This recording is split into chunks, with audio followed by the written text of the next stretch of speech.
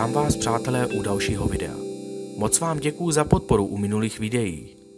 Dnes jsem si pro vás připravil top 5 míst, které nebudete věřit, že existují. Příjemně se usaďte a začínáme. Obrazce na planině Nazca.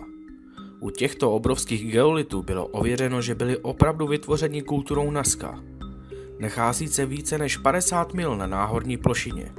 Stovky těchto obrazců byly vytvořeny odkrytím jemného prachu pod červeným povrchem pouště. Některé obrazce jsou v podobě geometrických tvarů, jiné jsou zase například zvířata, lidé, stromy anebo květiny. Účelem těchto obrazců je stále neznámý. Peklo z Beppu. Horké prameny v této oblasti jsou známy jako Jigoku Meguri, v překladu hořící peklo. Každé jaro má jinou úroveň pekla.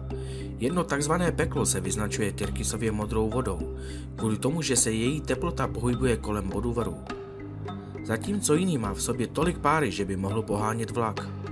Současně toto místo je domovem stovkám krokodýlů. Toto místo neustále vzdorujeme veškerému vysvětlení.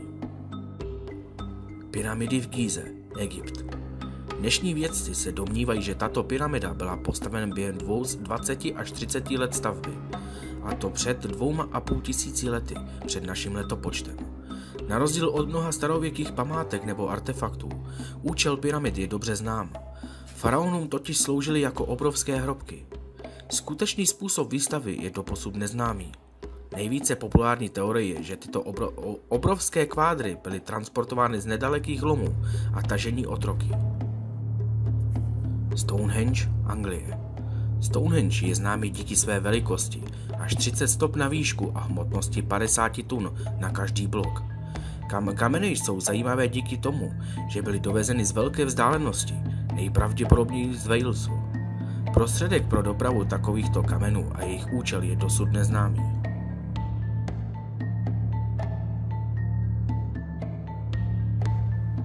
Hotel Ryugyang, Severní Korea.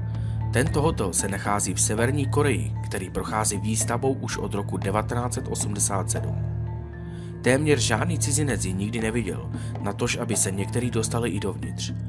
Říká se, že interiér velkolepého hotelu je celý ze skla. Budova by měla obsahovat několik restaurací, obchodů a bytů. Největším tajemstvím je však to, kdo bude tuto budovu obývat, když je vstup omezený pro cizince i pro tamní obyvatele. Děkuji vám za shlédnutí videa. Pokud se vám líbilo, tak určitě nezapomeňte tu zanechat like či nějaký pěkný komentář, anebo třeba odběr. Já se s vámi pro dnešek loučím a uvidíme se u dalšího videa.